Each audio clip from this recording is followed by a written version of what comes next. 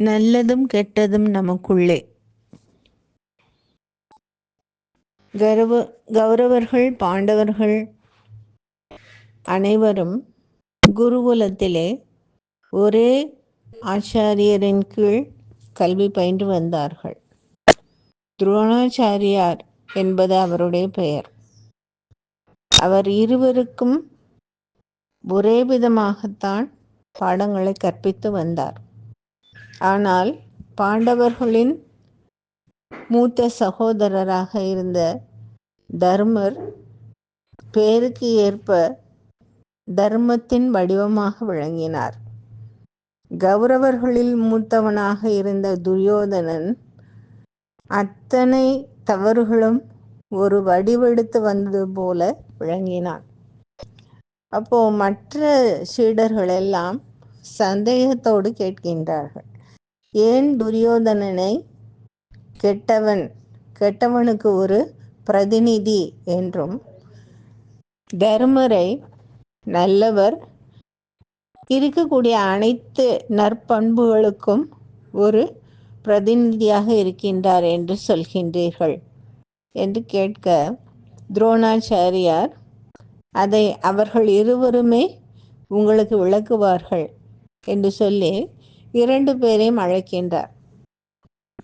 துரியோதனனிடம் இந்த உலகம் முழுவதும் சென்று பார்த்து யாராவது ஒரே ஒரு நல்லவரை கண்டுபிடித்து கொண்டு வா என்று சொல்கின்றார்.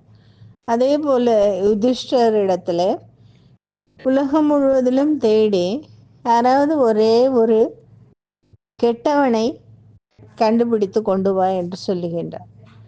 2 பேரும் நீண்ட தூரம் பயணம் செல்லுகின்றார்கள். பல இடங்களிலும் பலரையும் சந்திக்கின்றார்கள்.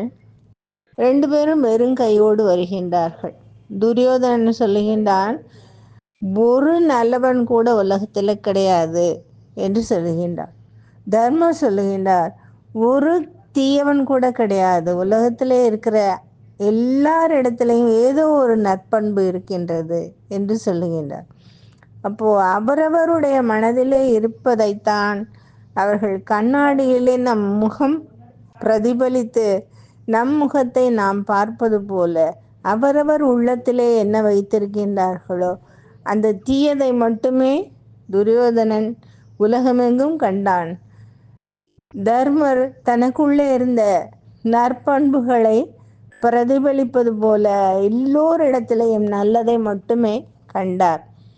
அப்போ துரோணாச்சாரியார் மற்ற சீடர்களை நோக்கி, இப்பொழுது உங்களுக்கு காரணம் விளங்குகின்றதா என்று கேட்டு அந்த சிஷ்யர்கள் எல்லாம் அதற்கு பதில் சொல்லுகின்றார்கள், ஆம், அவரவர் மனதிலே என்ன இருக்கின்றதோ அதுதான் புறத்திலும் தெரிகின்றது என்பதை நாங்கள் புரிந்து கொண்டோம். எப்படி ஒரு மஞ்சள் காமாலை நோயாளிக்கு பார்த்த இடமெல்லாம் மஞ்சளாக தெரிகின்றதோ அதுபோல மனிதனுடைய உள்ளத்திலே என்ன இருக்கின்றதோ அகத்தின் அழகு புறத்திலேயும் தெரிகின்றது என்பதை இந்த கௌரவர்களுடைய மூத்த சகோதரன் பாண்டவருடைய மூத்த சகோதரன் ஆகிய துரியோதனன் யுதிஷ்டிரன் 2 பேருடைய மனநிலை காட்டுகின்றது. 2 பேருக்கும் ஒருவனுக்கு நல்லவனே இல்லை, ஒருவனுக்கு தீயவனே இல்லை. அப்போ உலகத்திலே யாருதான் இருக்கின்றார்கள்? நல்லதும் தீயதும் கலந்தவர்கள் தான் இருக்கின்றார்கள்.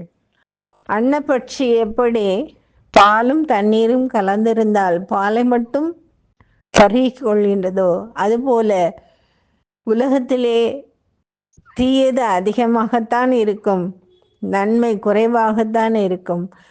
நாம் நன்மையை மட்டும் எடுத்துக்கொள்ள பழக வேண்டும்.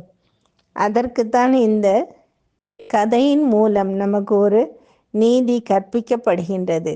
நன்றி, வணக்கம்.